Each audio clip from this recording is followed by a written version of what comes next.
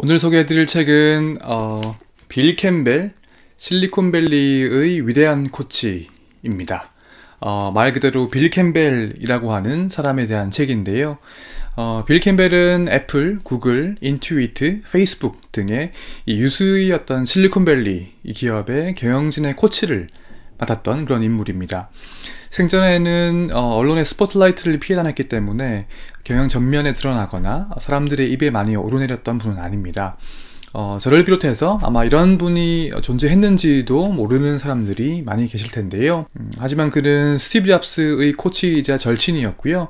사실 잡스가 애플에서 처음 쫓겨날 때 이사회에서 이를 반대했던 몇 안 되는 인물이었고, 잡스가 애플에 복귀했을 때에도 함께했던 그런 사람입니다. 그리고 이 책의 공동 저자 중에 한 명인 구글의 에릭 슈미츠 등 구글의 경영진의 코치를 맡기도 했습니다. 이런 빌 캠벨이 아니었다면 지금의 제프 베조스도 없었을 텐데요. 그 KPCB라고 하는 실리콘밸리의 가장 큰 벤처 캐피탈 중에 한 회사가 있는데, KPCB가 아마존에 투자한 이후에 제프 베조스를 CEO로 남길 것인지를 혹은 갈아치울 것인지를 이 KPCB의 존 도어가 빌 캠벨에게 아마존에 살펴보고 결정해달라고 했었는데, 이 빌 캠벨이 그대로 두자 이렇게 결정했던 거죠. 아닌 게 아니라 이 코치가 있었기 때문에 지금의 애플이나 구글, 아마존 등의 성공이 있었다고 이런 기업들의 이 경영진 같은 분들이 입을 모으고 있습니다. 이 책의 이제 그 원제는 트릴리언 달러 코치입니다. 빌 캠벨이 만들어낸 기업들의 가치가 합해보면은 트릴리언 달러, 한국 돈으로 치면 3,000조 원에 이르기 때문에 이 책의 제목이 그렇게 붙었던 거죠.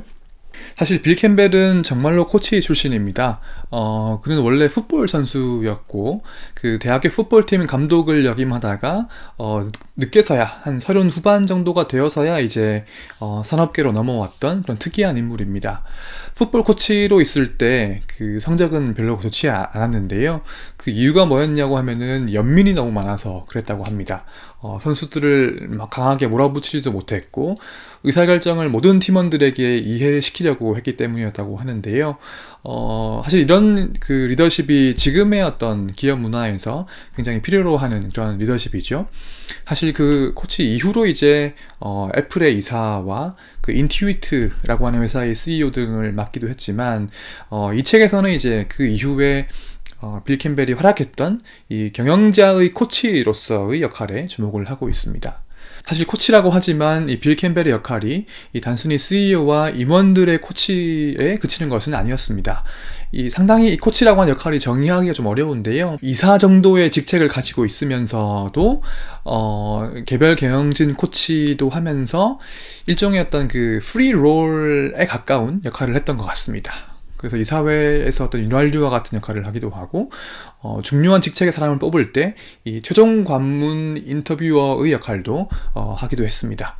예를 들면 구글에서 어떤 경영진 임원들이 이 인터뷰를 볼 때 이 빌 캠벨을 마지막으로 통과해야지만 이제 오케이가 나는 거죠. 그리고 팀 사이의 분쟁을 해결하기도 하고, 필요할 때 요소에서 활약하면서 회사 전체의 문화를 만들어가는 그런 사람이었던 것 같습니다. 그 책에 보시면 이 경영진이 체스를 두는 사람이었다면 빌 캠벨은 체스판 밖에 서 있는 사람이었다 정도의 언급이 있습니다. 이 책은 빌 캠벨의 사후에 기획되었기 때문에 그들에게 코칭을 받거나 친분을 가졌던 수십 명의 실리콘밸리 경영자들의 인터뷰를 통해서 이 코치가 가졌던 원칙이나 생전의 모습을 파악해가는 방식으로 집필되어 있는데요. 흥미롭게도 인터뷰 대상이 굉장히 화려합니다. 아마 실리콘밸리의 기업들, 이런 거 좀 익숙하신 분들이라고 하면은, 굉장히 잘 아시는 이름들이 많이 나오는데요. 구글의 회장인 에릭 스미츠부터, CEO인 선다 피차이, 애플의 팀 쿡, 페이스북의 셰릴 샌드버그, KPCB의 존 도어, 그리고 유튜브 CEO인 수전 워지스키, 코슬라 벤처스의 비노드 코슬라, 안드레슨 호로위츠의 마크 앤더리슨, 이런 쟁쟁한 실리콘밸리의 인사들을 통해서 이 빌 캠벨이 어떤 사람이었는지를 이제 들을 수 있습니다. 이런 분들이 이제 직접 이런 이야기를 하시는 걸 보면은 이 빌 캠벨이라고 하는 사람이 살아계실 때 얼마나 큰 영향력을 끼쳤는지를 짐작할 수 있는 부분이 되겠습니다. 빌 캠벨은 경영자들에게 그 원칙과 사람에 대한 진심을 강조하고, 그리고 개인보다는 팀을 우선시하고, 그리고 공동체 정신이라든지 인간적인 헌신이라든지 이 기업 경영에도 이 사랑과 인간애를 가지고 접근하는, 기존의 통념과는 이 다른 방식의 경영 원칙을 강조하시는 그런 분이었는데요. 이 적극적인 경청을 통해서 본인이 답을 제시하기보다 코칭을 받는 상대방 스스로가 답을 찾도록 하기, 그리고 이 사내 정치를 혐오했던 그런 사람이었고, 사람들 사이의 감정을 중시하기, 뭐 이런 내용들을 되게 많이 강조했습니다. 어쩌면 그 팀 스포츠인 풋볼의 코치였기 때문에 그만이 할 수 있는 경영 혹은 코칭 방식이었는지도 모르겠습니다. 이 책을 보면 빌 캠벨이라고 하는 그 인간의 되게 다양한 측면들이 나오는데요. 그분 본인부터 이제 인생을 아주 사랑하고 또 이타적이면서도 아주 인간적인 그런 분이었던 것 같습니다. 다만 이제 이 책이 빌 캠벨의 그 사후에 그의 업적을 기리는 성격이 있기 때문에 어쩔 수 없이 이 책이 약간 좀 용비어천가 같은 느낌이 없을 수가 없습니다. 사실 인터뷰 대상자들도 이 돌아가신 분한테 불리한 이야기나 나쁜 이야기를 하지 않았겠죠. 실제로 이 책이 빌 캠벨의 장점이나 잘했던 일 등을 중심으로만 서술이 되어 있고, 실패나 코칭에 있어서의 어떤 실수 같은 이야기는 별로 나오지 않습니다. 아무리 그래도 코칭이 항상 만능은 아니었을 텐데 이런 부분에 대한 언급이 없다는 것은 조금 아쉬운 부분이 있습니다.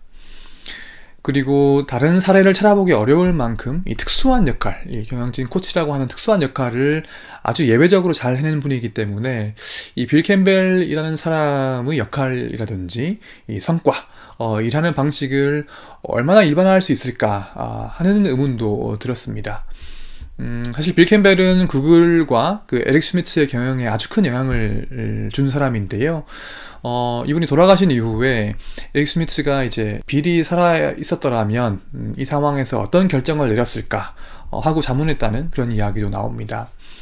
하지만 이게 이런 부분을 거꾸로 읽자면 이 구글 같은 거대하고 돈도 많고 이 파워풀한 기업도 이 빌 캠벨과 같은 코치를 또 구하지는 못했다고 해석을 할 수도 있을 것 같습니다. 그야말로 대체 불가능한 사람이었고 또 쉽게 따라하기가 어려운 사람이라고 할 수도 있겠는데요. 이런 분이 이제 어떻게 될 수 있는지에 대한 힌트를 얻기 위해서는 풋볼 코치였던 사람이 어떤 과정을 거쳐가지고 그런 위대한 경영 코치가 될 수 있었는지에 대해서 나왔더라면 좋았을 텐데요. 이 책에는 그런 내용은 나오지 않습니다.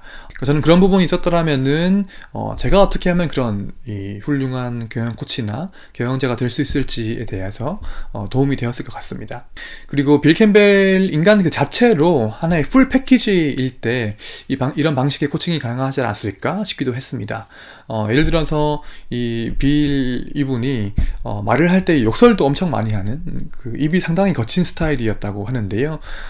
주변 사람들은 이 빌의 본심이 상대방과 회사에 대해서 무한한 애정과 사랑과 인간의 기반을 두고 있었기 때문에 오히려 그런 비속어조차 뭐 긍정적으로 받아들이기도 하고, 혹은 이제 이 빌이 하는 욕은 욕처럼 들리지 않았다 뭐 이런 언급을 하기도 하는데요. 하지만 이걸 누구나 따라할 수 있는 스타일은 아니겠죠.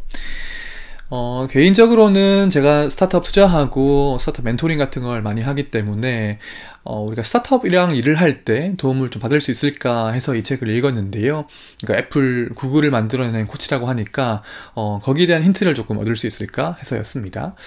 하지만 사실은 어떤 직접적으로 참고할 만한 부분들은 많이 있지는 않았는데요. 이 책에서 코치라고 하는 역할이 어떤 투자자 혹은 뭐 멘토 이런 역할보다도 훨씬 더 깊이 들어가는 그런 역할이었습니다. 예를 들면 이 중요회의의 팀원이나 임원으로서 직접 참여하는 정도의 수준으로 이 빌 캠벨이 일을 했기 때문인데요. 그래서 오히려 기업을 직접 경영하는 분들이 이 책에서 느끼시고 배울 점이 더 많이 있을 것 같습니다. 제가 이 책을 읽고서 감상을 제 페이스북에 또 한번 올렸는데 실제 기업을 경영하시는 분들, 스타트업 대표님 이런 분들이 더 인상 깊게 읽으셨던 것 같습니다. 사실 이 책은 한번 읽은 이후에 곧바로 한 번 더 읽었는데요. 처음 읽을 때보다 두 번째 읽었을 때 느끼는 것이 더 많았던 것 같습니다. 아무래도 처음 읽을 때에는 이 빌 캠벨이라는 분의 이 큰 그림을 이제 그릴 수 있었고, 두 번째 읽을 때는 세부적인 부분부터 다시 볼 수 있었기 때문이었던 것 같습니다. 그리고 아마도 시간이 가고 제가 경영에 대한 경험을 더 쌓은 이후에 보면은 더 얻는 것이 많을 것 같다는 생각이 들기도 했습니다. 아는 만큼 보이기 때문이죠. 사실 이 책을 읽으면서 코칭이나 혹은 뭐 경영의 원칙 같은 것들에 대해 가지고도 여러 가지를 느꼈습니다만은 저를 포함해서 하나의 기업을 경영하시는 경영자 분들이라면 아마도 이제 모든 분들이 공통적으로 또 한 가지를 더 느끼셨을 것 같습니다. 그게 뭐냐면, 야, 이거 우리 회사에도 혹은 나한테도 이 빌 캠벨과 같은 코치가 있으면 좋을 텐데 하는 거 말입니다. 그러면 나도 좀 더 좋은 경영자가, 그리고 우리 회사도 더 좋은 회사가 될 수 있었을 텐데 하고 말입니다. 이 책을 읽으면서 인상 깊었던 구절들 몇 가지를 읽어드리겠습니다. 기업의 성공을 결정하는 또 다른 중요한 요소가 있다. 공동체로서의 팀이다. 빌이 말한 공동체로서의 팀은 팀원들의 관심사를 한데 묻고 차이점을 제쳐두는 팀, 개인적으로나 집단적으로나 회사의 이익에 몰입할 수 있는 팀이다. 연구 결과에 의하면 직장에서 지지받는 공동체의 일원이라고 느끼는 직원들은 업무에 더 집중하게 되며 생산성이 올라간다. 반대로 이런 공동체의식의 부재는 일터의 번아웃을 야기하는 요소로 꼽힌다. 빌은 종종 이렇게 말하곤 했다. 당신이 위대한 관리자라면 부하 직원들이 당신을 리더로 만들 것입니다. 그들이 당신을 리더로 만드는 것이지 당신 스스로 리더가 되는 것이 아닙니다. 빌은 사내 정치를 혐오했다. 그는 합의보다는 최고의 아이디어를 도출하는 것이 중요하다고 믿었다. 빌은 합의 따위 개나 줘버려 라고 종종 말했다. 가장 훌륭한 아이디어를 얻는 방법은 모든 의견과 생각을 서로 공개하고 함께 토론하는 것이라고 빌은 생각했다. 문제가 있으면 솔직하게 드러내고 특히 반대 의견을 가진 사람들이 진실한 생각을 말할 수 있도록 기회를 줘야 한다는 것이다. 신뢰는 팀에서 심리적 안정감을 만드는 핵심적인 요소이다. 1999년 코넬 대학교에서 발간한 논문에 의하면 팀의 심리적 안정감은 대인관계의 위험으로부터 안전하다는 팀원들 사이에 공유된 믿음이며 사람들이 자신의 모습 그대로를 보여도 편안함을 느끼는 팀 분위기이다. 바로 이것이 우리가 빌과 함께 일하면서 느꼈던 분위기다. 리더십은 스스로를 위해 발휘하는 것이 아니라 회사와 팀이라는 더 큰 존재를 위해 발휘하는 것이다. 빌은 좋은 리더는 충분한 시간을 거쳐 성장하며 리더십은 팀 안에서 형성된다고 믿었다. 겸손함이 필요한 이유는 리더십은 나를 위한 것이 아니라 나보다 더 큰 존재, 즉 회사와 팀을 위한 것이기 때문이라고 빌은 생각했다. 그는 제자들을 선택할 때 매우 신중했다. 그는 가르침을 받을 준비가 되어 있는 사람, 즉 항상 겸손하고 배움에 목말라 있는 사람들만 제자로 받아들였다. 그는 제자들의 말을 몰입해서 들었고 절대 방해받는 법이 없었다. 그리고 그는 무엇을 하라고 말하지 않았다. 대신 맥락을 설명하며 스스로 결론을 내리도록 유도했다. 그는 상대방을 철저하게 솔직함으로 대했고 또 상대방에게 같은 수준의 솔직함을 기대했다. 또한 자신감을 불어넣고 높은 목표를 제시한 용기의 전도사이기도 했다. 빌은 사람들에게 4가지의 특성을 원했다. 우선 스마트한 사람들을 원했는데 여기서 스마트란 학문적인 의미보다는 업무에서 다른 분야를 빠르게 습득하고 공통점을 연결하는 능력을 의미했다. 빌은 이런 능력을 통합적 사고라고 불렀다. 그리고 근면하고 굉장히 진실해야 한다. 마지막으로 정의하기 힘든 특성인데 그릿을 가져야 한다. 쉽게 말해 쓰러져도 다시 일어서서 새롭게 시작할 수 있는 열정과 끈기를 의미한다. 실제로는 사회적으로 가장 성공한 사람들이 가장 많이 외로움을 느끼는 법이다.